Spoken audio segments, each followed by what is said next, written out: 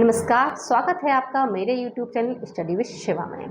कैसे हैं आप सभी लोग? आशा करते हैं आप सभी लोग स्वस्थ होंगे और अच्छे से पढ़ाई कर रहे होंगे। जैसा कि आपको पता है कि मैं टिश्यू टॉपिक ले रही हूँ, जिसमें से मैंने what is tissue, type of the tissue और एपिथेलियल टिश्यू क्या होता है, ये सब मैं पढ़ा चुकी हूँ। अब नेक्स्ट मेरा टॉपिक है कनेक्टिव टिश्यू।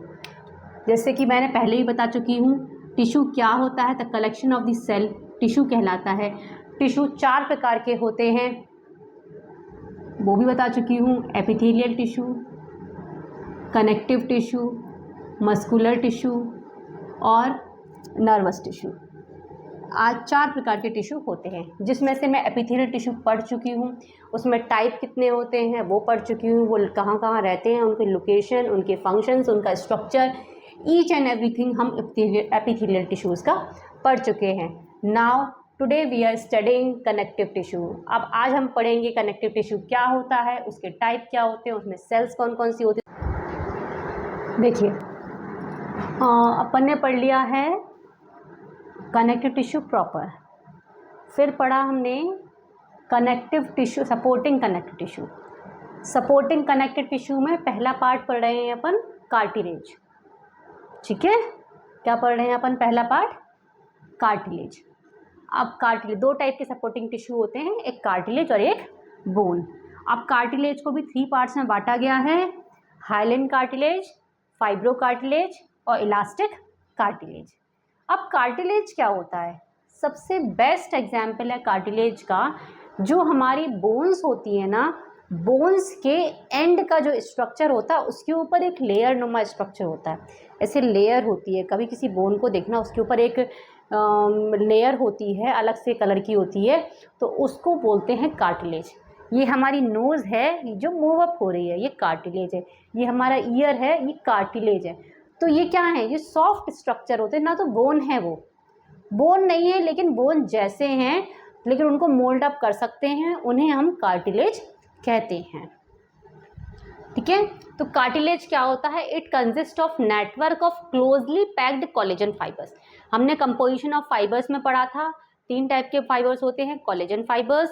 अब तो मुझे लगता है आप लोग खुद ही रिपीट कर रहे होंगे, कोलेजन फाइबर्स, इलास्टिक फाइबर्स और रेटिकुलर फाइबर्स। तो ये जो कार्टिलेज हैं वो कोलेजन फाइबर्स और इलास्टिक फाइबर्स के बने होते हैं। कोलेजन फाइबर्स क्या देता है? मजबूती प्रदान करता है, और इलास्टिक फाइबर्स क्या देता है? फ्लेक्सिबिलिटी प्रदान करता है। ठीक है, इन दोनों के कॉम्बिनेशन को हम कार्टिलेज कहते हैं।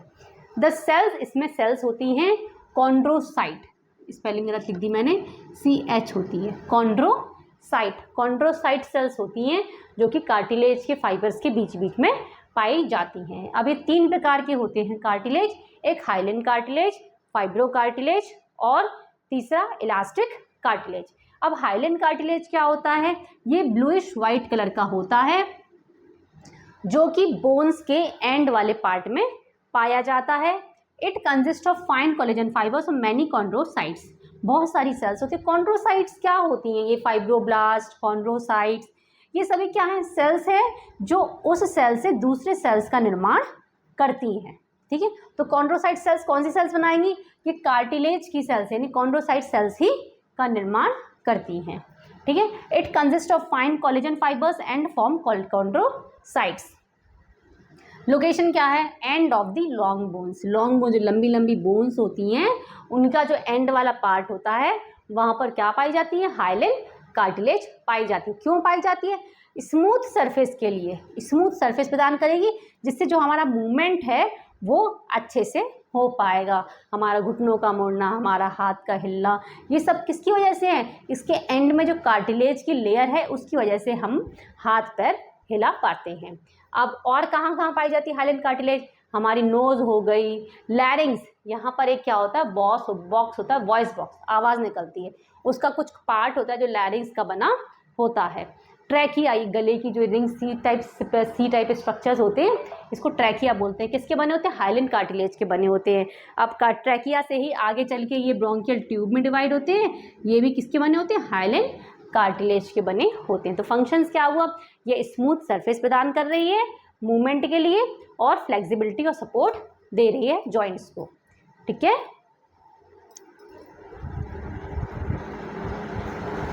अब कार्टिलेज का सेकंड पार्ट है, कार्टिलेज का सेकंड पार्ट है फाइब्रो कार्टिलेज और इलास्टिक कार्टिलेज।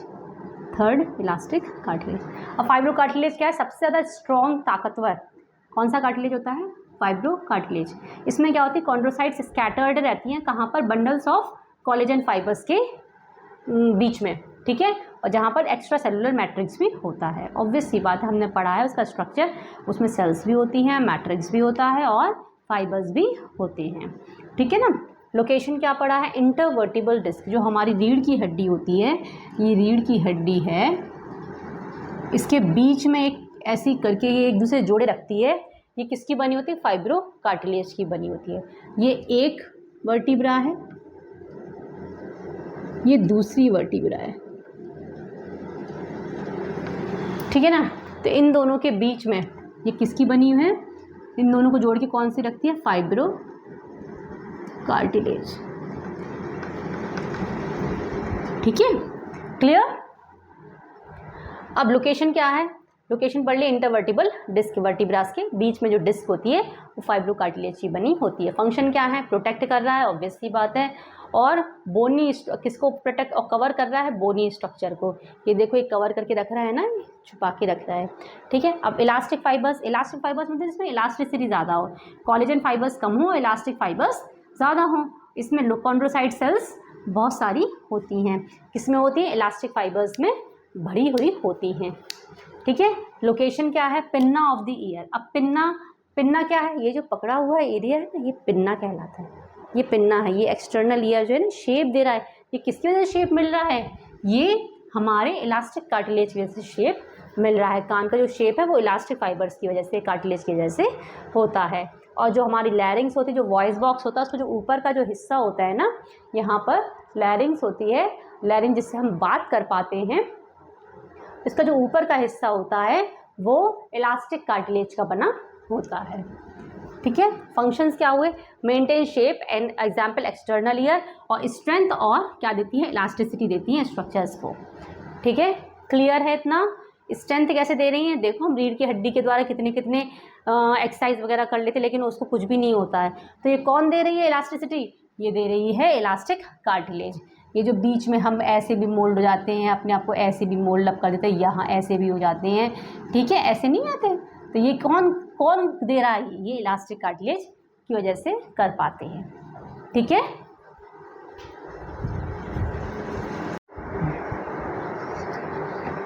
हम पढ़ रहे थे सपोर्टिंग कनेक्टिव टिश्यू का second part. Supporting connective tissue में अपन ने कार्टिलेज पढ़ लिया है, अब बोन पढ़ रहे हैं। ये जो बोन है इसको हम अलग से पढ़ेंगे, एक चैप्टर लेंगे स्केलेटल सिस्टम, उसमें हम बहुत अच्छे से बोन्स पढ़ेंगे। लेकिन अभी हम कनेक्टिव टिश्यू के अंदर पढ़ रहे हैं तो बहुत ही शॉर्ट एंड स्वीट पढ़ेंगे, ठीक है। तो ये बोन्स क्या होती हैं? बोन्स सबको पता है।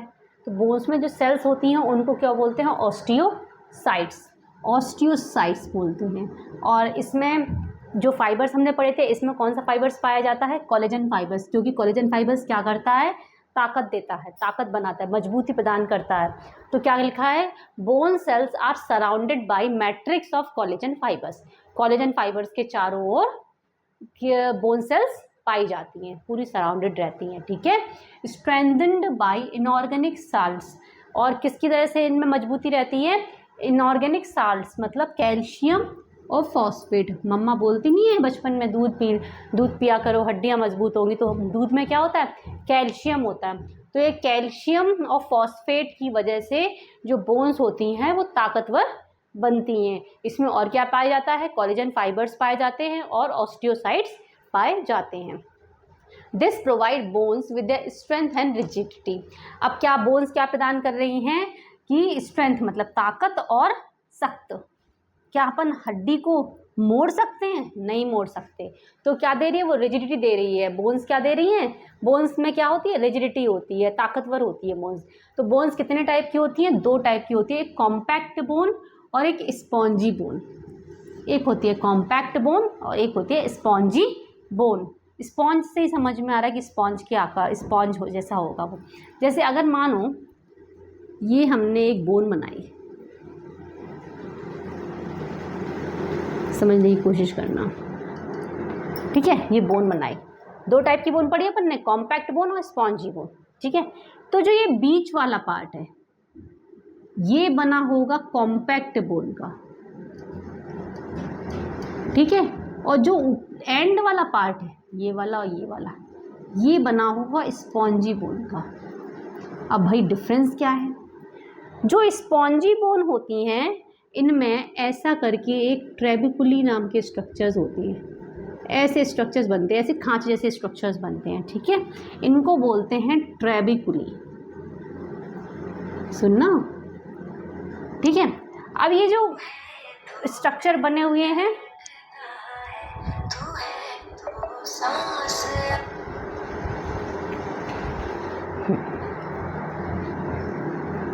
ये जो स्ट्रक्चर बने हुए खांचे बने हुए ना 1 2 3 दिख रहा है आपको, तो इसमें क्या होता है? खून बनता है। क्या बनता है? खून बनता है, ब्लड बनता है यहाँ पर। तो जो स्पॉन्जी बोन इसलिए कही गई है क्योंकि यहाँ पर रेड बोन मैरो मतलब खून जो बनता है वो यहीं बनता है, at the end of the bone. Confuse मत होना, ये जो एंड है ना यहीं पर खून बनता है, रेड बोन मैरो। ठीक है ना। अब कोई पूछे रेड बोन मैरो कहाँ होती है? Red bone marrow and of the long bones में होती है। इतनी बात क्लियर है। अब मैंने पढ़ाया था अभी कार्टिलेज में भी कि and of the long bones पर कार्टिलेज होती है, लेकिन मैंने एक चीज़ और बोली थी कि and of the long bones पर इसकी एक लेयर होती है कार्टिलेज की, जो क्या प्रदान करती हैं? जो स्मूथ सरफेस प्रदान करती हैं। ठीक है, इतनी बात क्लियर है। तो ये क्या बोली? Spongy bone founds in end of the long bone, blood cells are made with the red bone marrow. ठीक है, तो क्या है यहाँ पर? ब्लड सेल्स प्रेजेंट होती है जिससे क्या बनता है? खून बनता है। हनीकॉम्ब स्ट्रक्चर होता है। हनीकॉम्ब स्ट्रक्चर कैसा होता है? मतलब हनीकॉम्ब मतलब छत्ता, हनी का छत्ता होता है ना जो, वैसा इसका स्ट्रक्चर होता है।